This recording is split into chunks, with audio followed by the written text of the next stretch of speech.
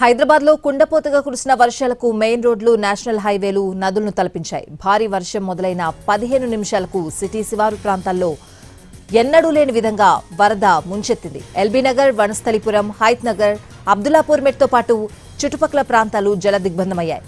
మోకాలిలోతు రోడ్లపై ప్రవహించడంతో వాహనదారులు, ప్రయాణికులు తీవ్ర ఇబ్బందులు పడ్డారు. ఇళ్లలోకి వరద నీరు చేరడంతో స్థానికులు తీవ్ర ఇబ్బందులు పడ్డారు. భారీ వర్షానికి విజయవాడ, హైదరాబాద్ జాతీయ రహదారిపై గంటల తరబడి నీళ్లు నిలిచిపోయాయి. హైత్ నగర్ బస్ డిపోతో పాటు కోర్టు ఆవరణ పూర్తిగా నీట మునిగింది. వెంటనే అక్కడికి చేరుకున్న హైడ్రా, జీహెచ్ఎంసీ, డీఆర్ఎఫ్ బృందాలు నీటిని తొలగించాయి.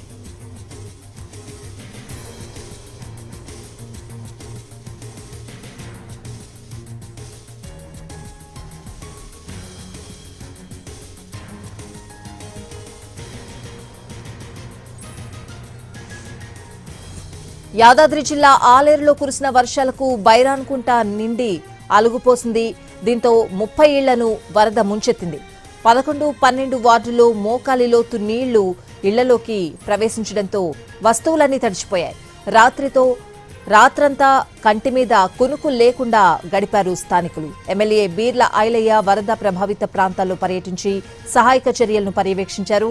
స్థానికంగా ఉన్న గుడి, ఫంక్షన్ హాల్కు బాధితులను తరలించారు అధికారులు.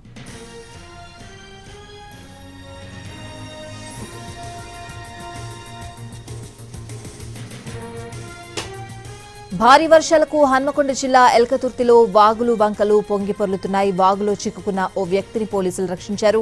ఎల్కతుర్తి మండలం గోపాలపురం గ్రామానికి చెందిన రామయ్య అనే వ్యక్తి జీలగుల వాగులో చిక్కుకున్నాడు. తెల్లవారుజామున 3 గంటలకు డయల్ 100కు సమాచారం రావడంతో పోలీసులు అప్రమత్తమయ్యారు.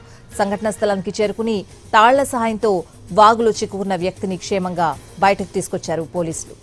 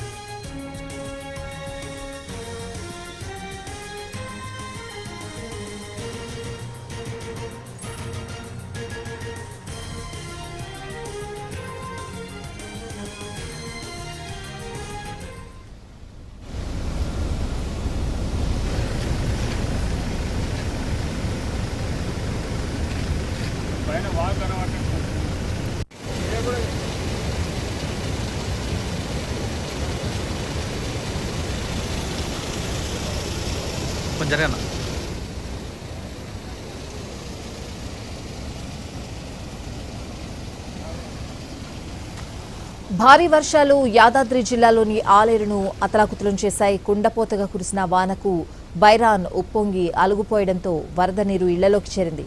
11, 12 వార్డులు జల దిగ్బంధంలో చిక్కుకున్నాయి. మోకాలి లోతుకు వాటర్ చేరడంతో స్థానికులు తీవ్ర ఇబ్బందులు పడ్డారు.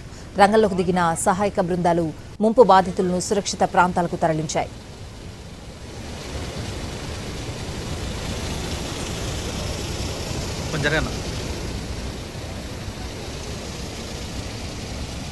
విషయం తెలుసుకున్న ఎమ్మెల్యే బీర్ల ఐలయ్య వెంటనే ముంపు ప్రాంతానికి చేరుకుని బాధితులను పరామర్శించి ధైర్యం చెప్పారు.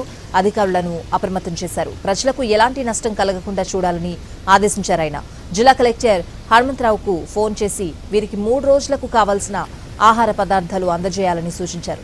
కొన్ని ప్రాంతాల్లో నీళ్లు సులువుగా వెళ్లేందుకు జేసీబీ సాయంతో కాలువను తీయించారు. ఆలేరు పట్టణంలో ఇలాంటి సంఘటన జరగడం చాలా బాధాకరమన్నారు.